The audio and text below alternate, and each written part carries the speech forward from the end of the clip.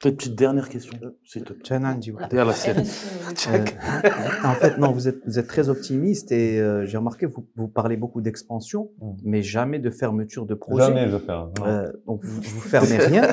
Donc, ma question, c'est aussi, vous fermez vraiment rien, des fois par décision, pas pour aller de l'avant. Voilà. Et quel est le secret finalement de votre réussite? Là, alors, je sais pas si le fait de ne pas fermer est une réussite. Je vais répondre d'abord à la question.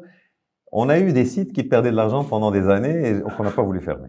On n'a pas voulu fermer parce que c'est un constat d'échec et j'aime pas. Franchement, parce que je pense qu'il faut se battre pour essayer de trouver une solution. Parce que c'est pas parce que tu perds de l'argent ici que tu dois tout couper. En fait, quand vous avez dans une famille, là, il y a de tout. Donc, si vous enlevez que les mauvaises herbes, vous pouvez pas garder. Donc, finalement, il peut devenir une belle herbe. Donc, profite de ce que tu gagnes de ce côté-là pour le couvrir et après, on sait jamais un jour ça peut se renverser.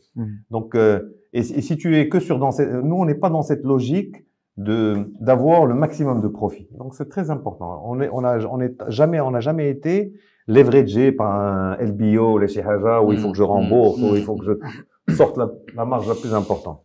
Ce qui est important, et c'est pour ça que toutes nos décisions ont été faites sur 2 ans, 3 ans, 4 ans, parce que le résultat que je fasse, c'est une décision raisonnée. Ou les 10%, ça va pas changer ma vie.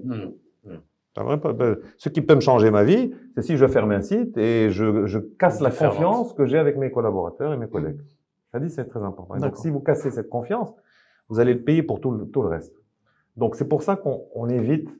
Et je n'ai pas, par exemple, c'était le site de Lyon. Moi, je te donne l'exemple. À un moment donné, on s'est dit, c'est pas possible.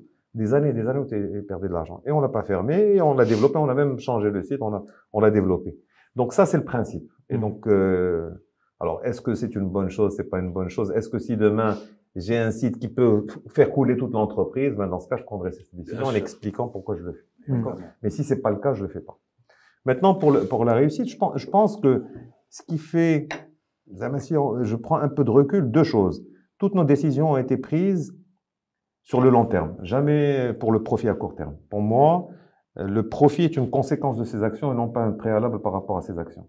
Donc, quand vous êtes comme ça, vous allez voir que peut-être au début vous souffrez un petit peu, mais vous allez voir que votre disons rentabilité va être beaucoup plus durable et beaucoup plus saine.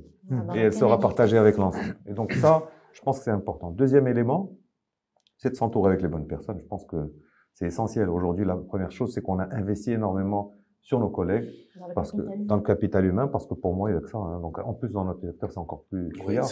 Donc, si vous avez les bonnes personnes qui sont engagées et vous avez une vue plus à long terme, généralement, ça marche. Ça peut moins marcher une année. Les clients vous font confiance, parce que quand les clients voient que vos actions ne sont pas drivées par la rentabilité tout de suite, là, tout de suite, ils vous font confiance. Quand ils vous demandent quelque chose, vous faites tout de suite.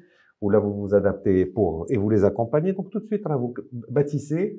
Donc, pour moi, la clé, c'est la confiance. Et la confiance vis-à-vis de vos people et la confiance vis-à-vis de vos clients. Très bien.